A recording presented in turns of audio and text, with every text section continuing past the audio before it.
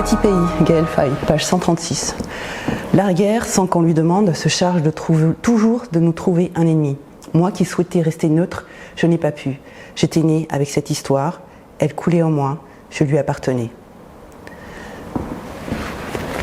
Est-on alors obligé de prendre parti pour un camp ou pour un autre? Gaël Faye exprime ce qui s'impose à chacun de nous. Une guerre entre la France et un autre pays. Moi qui suis française, je ne pourrais que passer dans le camp des Français contre le pays contre qui elle est en guerre. Est-ce bien cela qui se joue? Je suis née à Tananarive, dans une immense île africaine, Madagascar. Et si la France venait à être en guerre contre Madagascar, quelle patrie je défendrais? La patrie dans laquelle je vis? Certainement. Mais comment? Moi, individu, serais-je au fond amené à être en guerre contre toute une nation? Par mes critiques, mon engagement dans l'armée, mon investissement dans les associations qui viendraient en aide à la nation française? Dans son livre, Gaël Faye s'exprime à travers un jeune garçon qui voit disparaître une grande partie de sa famille, emportant avec elle l'âme de sa chère mère, de sa chère maman. Un jeune garçon qui a tenté de rester neutre en tout, en s'alliant à ceux qui savaient, dont cette vieille dame qui lui prête des livres pour s'instruire, pour fuir la réalité, pour prendre de la distance avec l'un de ses amis qui avait pactisé avec l'ennemi. Ce jeune garçon a été obligé de tuer par un chef de gang pour montrer qu'il appartenait bien à cette ethnie. C'était l'autre ou lui, il s'est choisi. Est-ce à dire qu'il a choisi de rentrer en guerre contre un ennemi présupposé?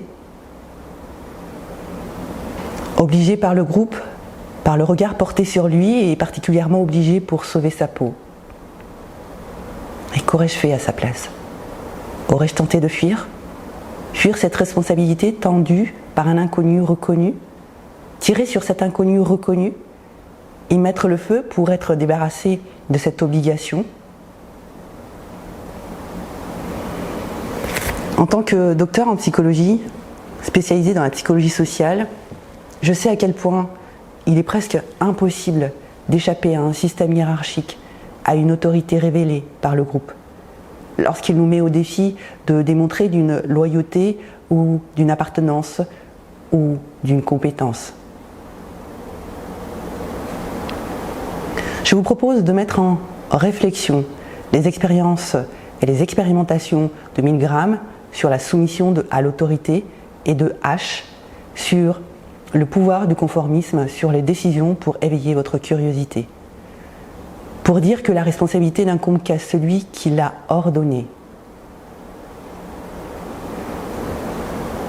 Dans l'actualité mondiale, avec toutes ces guerres, comment prendre une responsabilité qui viserait l'arrêt de ces tueries sans se mettre soi-même en danger? Ceci exige d'affirmer que toute responsabilité amène à des risques et qu'il est impératif de les accepter. Vaste sujet. Qu'en pensez-vous?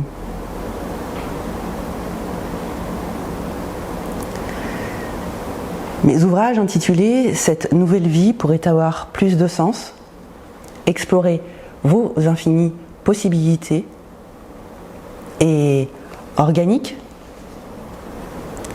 rendent compte de ces sujets sensibles. Je suis Joéline Andriana, docteur en psychologie, auteur et conférencier.